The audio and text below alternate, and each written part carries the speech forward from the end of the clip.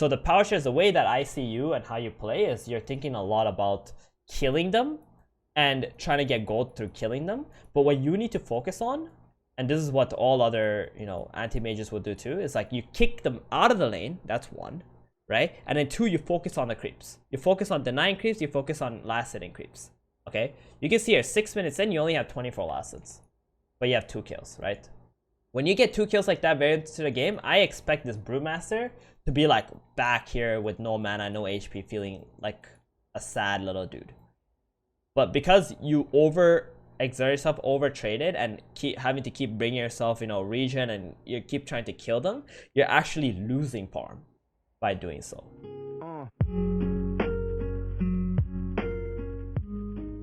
If you like our content, please do like and subscribe to our channel, and don't forget to click the notification button below so you will be notified when a new video will be released. So this is Mr. Cordy. Looks like a Southeast Asian matchmaking game, and he said, farming pattern, item, and laning as usual. Is there any way I can increase the GPM or improve the game? Basically, he is like, looks like about rank 4,000 Immortal. So let's see what he does. So he buys Ring of Regen, Tangles, Quelling Blade, and he has a Bane to support him in the lane against 2 melee heroes. So this is like a dream like situation for anti-mage because he's up against 2 melee heroes and he has a Bane as a support. Really strong support hero. So level 1, he just hits the beast Brewmaster. No one else is there to trade back with him with the Brewmaster, so he's pretty much already won this lane at this point. Bane goes in and he even gets a free last hit, gets first blood, which is great. So when you're playing anti-mage and you're against like 2 heroes like this, all you have to do is just focus on your farm. Eventually, when you have enough levels, you can just run down your opponent. And he actually buys a ring of Orb of Venom and a gloves at the start, which I think is quite nice because the Orb of Venom is really good against these melee dudes, and you can chase them down and you can just kill them too. Gloves, I think is good because it gets you to your power treads quicker. I would have preferred to get 1 Wraith Band at least, because Wraith Band stats are absolutely amazing, especially against these 2 heroes who kind of do quite a lot of physical damage. Power Tread's first item is kind of just a little bit more of a greedy build. Like, okay, so first of all, I don't think these stats are that good for you, right? Like, this is what will actually decrease your GPM when you die in lanes like this. So you have a healing cell from your Bane, so you've already burned the mana of these guys, right? Your biggest focus at this point is not really to actually kill these dudes, but to try and like actually get these creeps, and then when they walk up, you will kill them. So here, you like go for him, and then this guy has a soul ring already. He just claps and he just pretty much kills you here. So it's kind of sad. But if you just focus on the last hits, eventually this Brewmaster needs to walk up into the lane, get a creep, and then you will just kill him, right? Like this Pango already got kicked out of the lane, so it's already fine. And actually, maybe if you did have a Wraith Band here, I think you would have probably lived, or you would definitely wouldn't take so much damage because you would have armor and stats versus just like 20% attack speed. But it's okay, you know. You feel like maybe it was worth it. I think in general, like, if you kick people out of the lane, you should be content with it. And then when they walk up to like try to get a last hit, that's the time that you just go in and you just kill them, because you don't want to unnecessarily lose resources. Like right now, you kind of lost like half your HP, right? And it feels bad. It feels bad, especially since you're not going Ring of Health first. So Clockwork actually TP's top. Wow. All right. They really want you to win your lane, huh? Because generally, you know, silence is very important. You don't break up silence until very, very late into the laning stage. We're talking like 7 minutes in or something like that.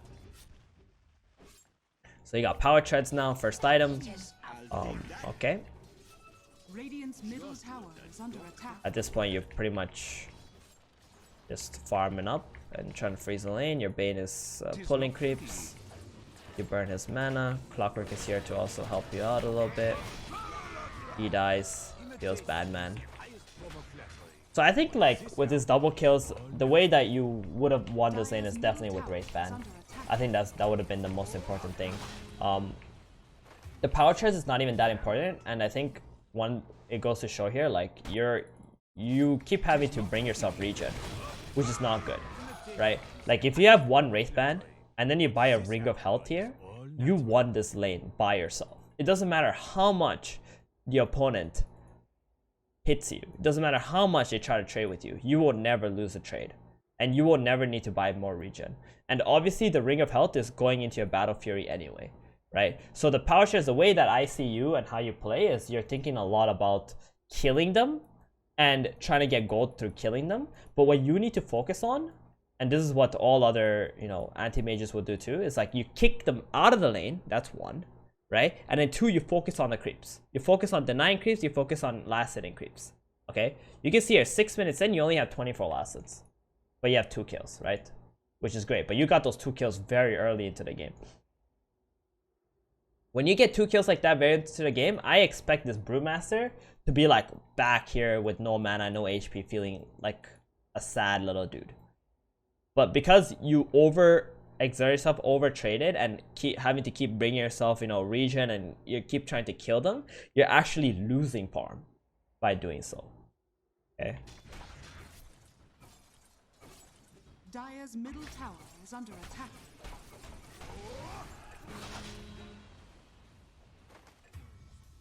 So you can see here, like these two get kicked back really good, and now you just go back to farming.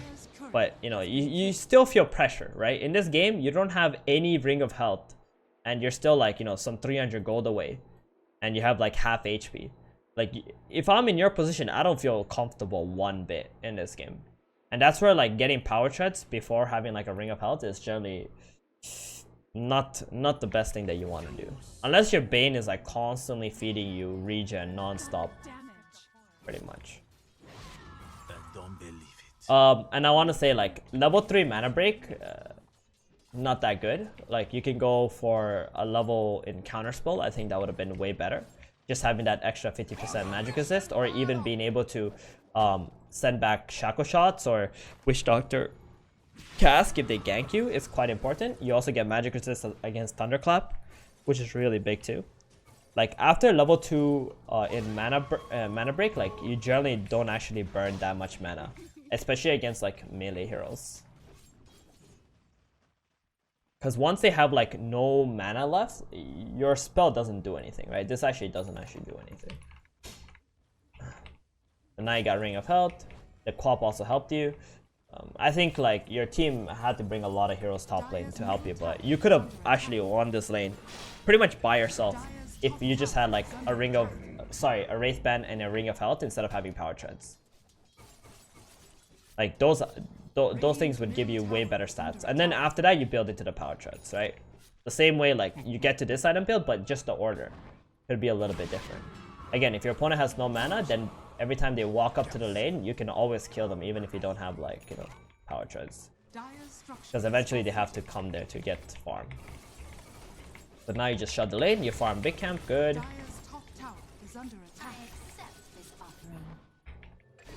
And then you TP bottom, you see a Pangolier bottom. Interesting. Wait, what was the TP again? Sorry, I didn't see like what you saw before you TP'd. So your Snapfire was getting gone on, and you decide to TP bottom to help him, huh? Okay, that's interesting. Alright, so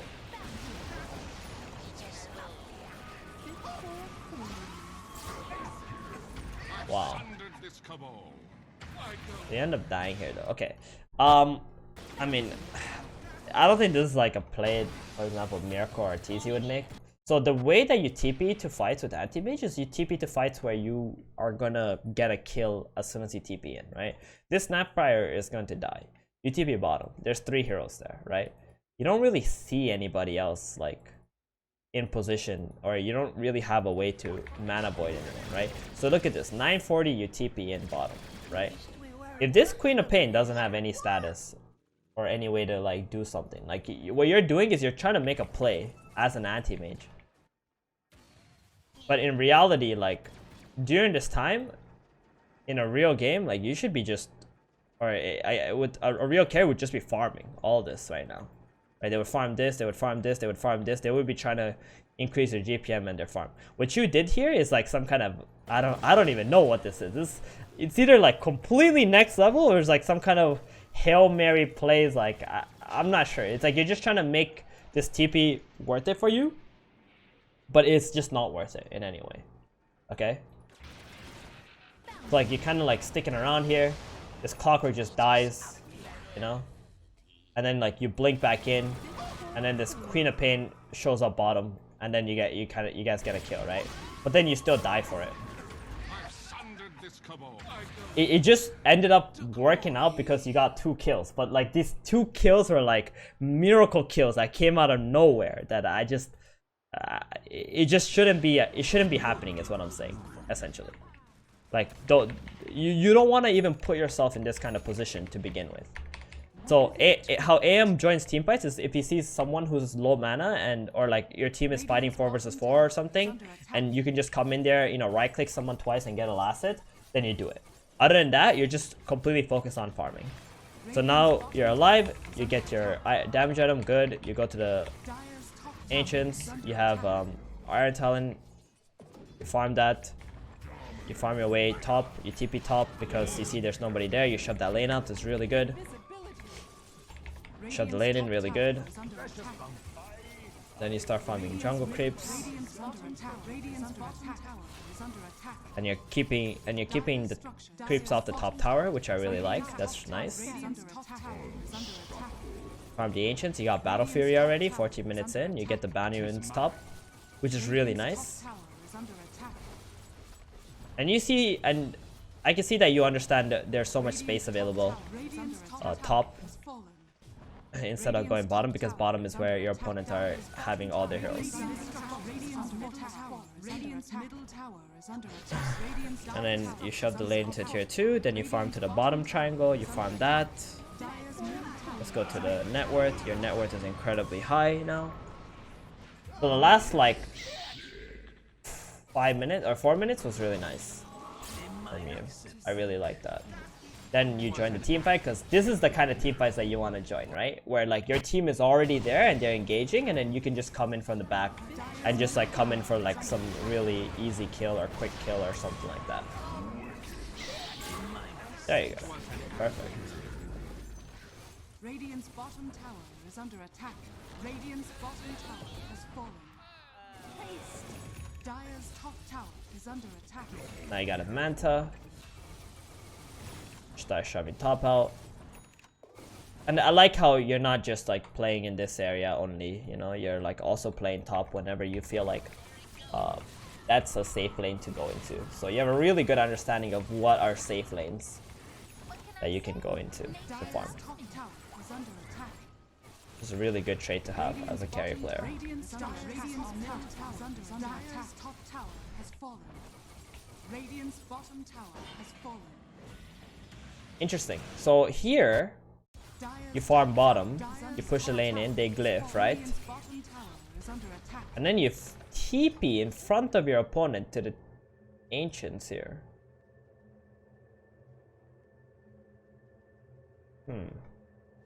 Okay. So, I'm just gonna say, like, I guess you want to stack this? Oh no, you didn't stack it either. Huh. So you generally don't want to use your TPs like that, like just to like, you know, get here just so you can farm this ancient camp or whatever like that. Like, and it didn't even stack, you know, it literally didn't do anything. If you literally just blinked your way back here, you would have farmed this 21. It's like pretty much farming the 21-minute camps anyway, right? Like you don't want to do that. You want to just blink back here, maybe farm the camps that are like near here, and you want to like farm your way towards the mid, farm this out, and maybe farm your way to this triangle and like keep controlling this area already, right? Because you're so strong. You got Manta, you're gonna have Basher now. Like there's no reason for you to TP from this tower to this tower, because now your TP is on cooldown. You can't go top to TP and defend that. And because you TP in front of your opponent has a chance now to fight your team 5 versus 4. Because as far as they know, you probably TP'd back to your base or you TP top lane. So you kind of just like you know, cucked your team by TPing in front of your opponent. So this is something like a lot of pro players understand, is that you should always TP after your team is safe, after your team has got out already. So that tower was dying, it wasn't dead yet, and your team had to like commit to killing that tower, and you kind of just, you know, put your allies in a little bit of an awkward position, I think. Dire's top tower is under attack.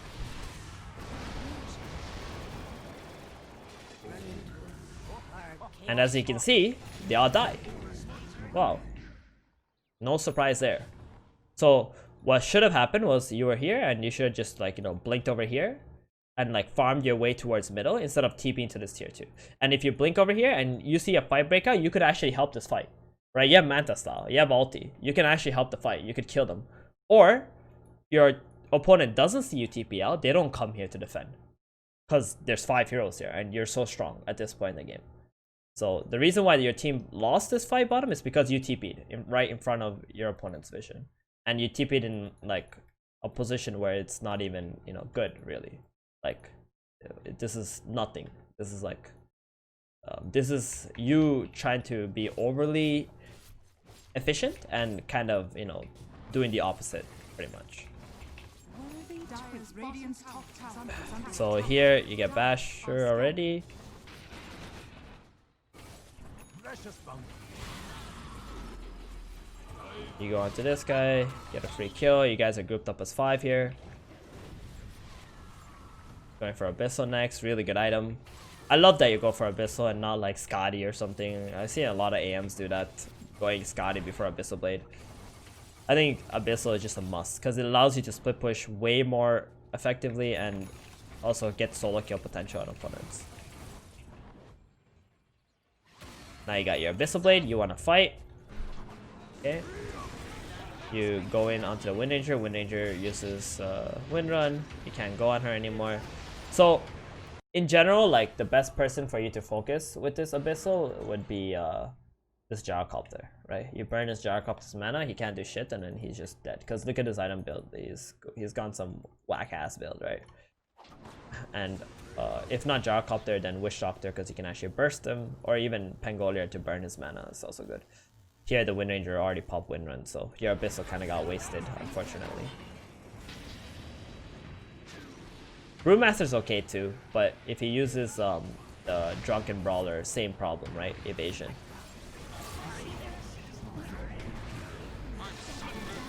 Get the kill, but you got your mana burn, so you have to kind of like walk out. But your team is pretty strong anyway. Radiant's middle tower. Radiant's middle tower is falling. Radiant's top tower is under attack. Nice.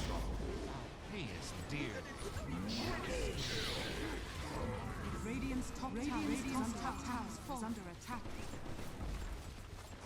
Alright. Radiant's top tower GG. are under attack. Radiant's Okay. top barracks are So under let's stop attack. this.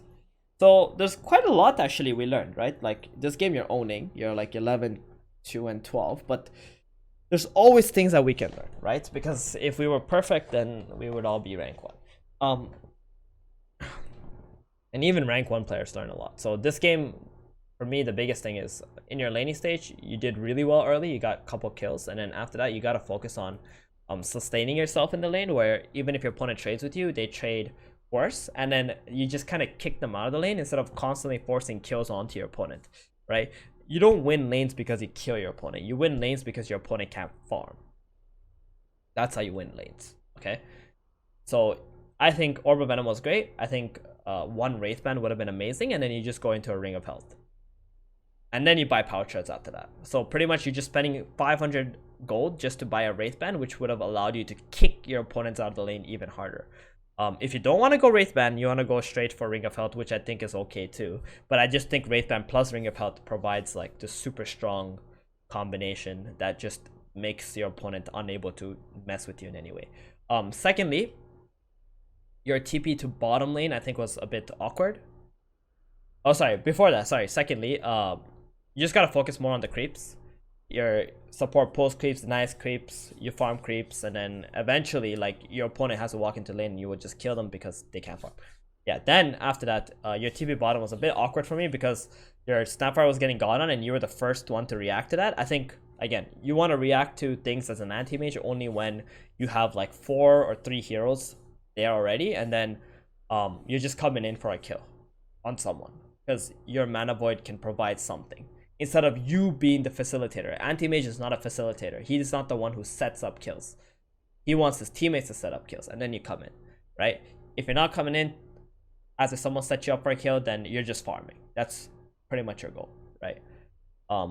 I just want to mention that you were really, really good at farming the top side of the map, especially when you understood this was a safe area and your opponent keeps going bottom and middle. That was really nice.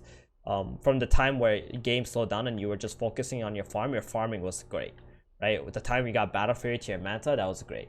The only thing I didn't like was your TP from the tier 2 bottom into this tier 2 just to farm a camp here that you would have farmed at 21 minutes anyway, because it's not like you even stacked this ancient camp and like farmed this camp too or something before the 21 minutes. And on top of that, like, you kind of put your team really out of position and you TP'd in front of your opponent, so they had a chance to just TP down there and fight your allies 5 versus 4.